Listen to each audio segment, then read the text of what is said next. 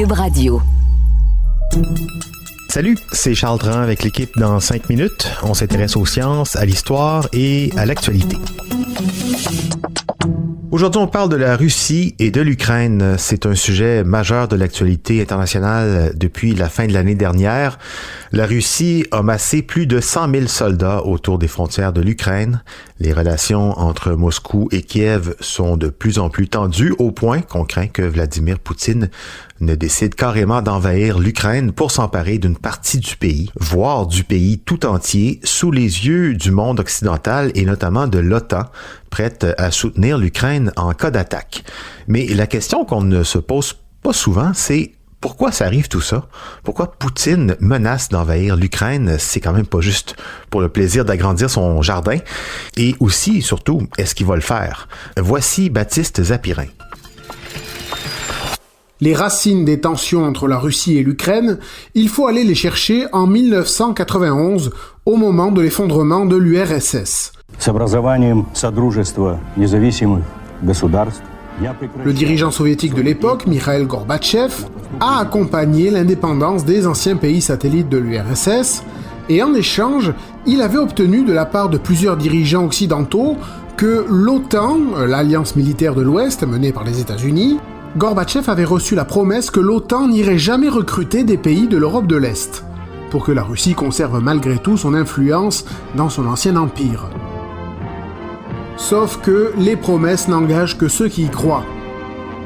Aucun engagement n'a été officiellement signé, et au final, l'OTAN s'est bel et bien étendue vers l'Est, rejoint par des pays comme la Bulgarie, la Pologne ou la Hongrie. Et ça, l'actuel président russe Vladimir Poutine, il ne le digère toujours pas. En 2014, il déclarait « Ils nous ont menti à plusieurs reprises, ils ont pris des décisions dans notre dos, ils nous ont mis devant le fait accompli. » Ouh. Pour lui, l'OTAN a trahi la Russie en marchant sur ses plates-bandes. Et donc, ce que Poutine en colère veut, c'est un engagement de l'OTAN à cesser de s'étendre à l'Est, renoncer à intégrer l'Ukraine et la Géorgie. Nous l'avons dit très clairement, il ne doit pas y avoir d'expansion de l'OTAN vers l'Est. La balle est dans le camp des Occidentaux. Ils doivent désormais nous donner une réponse. Il exige aussi le retrait des troupes de l'OTAN dans l'Est, notamment celles qui sont en Pologne, en Roumanie et dans les pays baltes, parce que pour lui, ces troupes sont des menaces. Et pour obtenir satisfaction, il montre sa grosse armée et menace d'envahir l'Ukraine.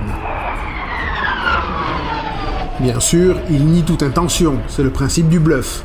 Alors, envahira pas, difficile à dire. C'est vrai que la Russie est la deuxième puissance militaire du monde, et l'Ukraine 22e seulement, devant le Canada d'ailleurs, qui est 23e. Tout ça, c'est selon l'organisme Global Firepower. Donc, sur le papier, il n'y a pas de match. Moscou dispose d'une armée de 1 355 000 soldats, entre ceux qui sont actifs, les réservistes et les organisations paramilitaires. Rien que là-dessus, c'est 3 fois plus d'hommes que l'Ukraine.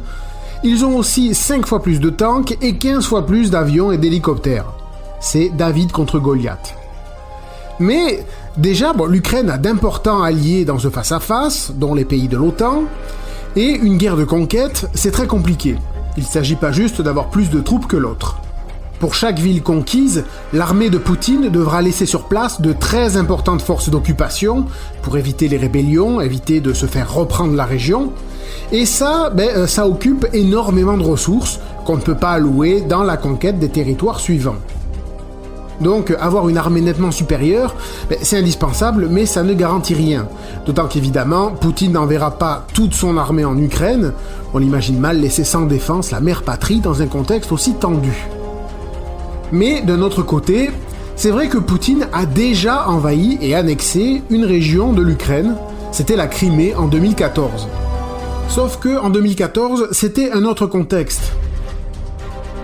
À l'époque, il y avait beaucoup d'agitation en Ukraine, dirigée par le président Viktor Yanukovych, pro-russe, un dirigeant qui décide de ne pas signer un accord d'association économique avec l'Union européenne, pour plutôt s'accommoder avec Moscou, ce qui fait éclater d'importantes manifestations à Kiev, la capitale. Le président Yanukovych fuit en Russie, l'opposition pro-européenne prend le pouvoir.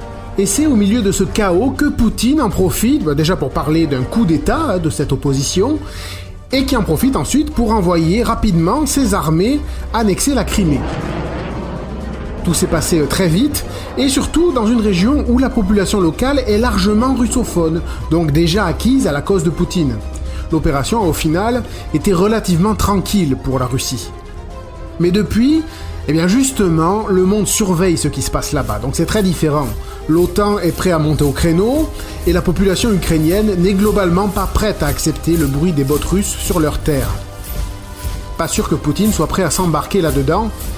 Dans le quotidien du 27 janvier, le journaliste Frédéric Lavoie rappelait que le dernier gros exemple d'un pays très puissant qui avait tenté d'occuper un territoire qui ne voulait pas de lui, c'était les États-Unis, en Afghanistan. Ça s'est mal fini pour les Américains, et Poutine, il est bien au courant.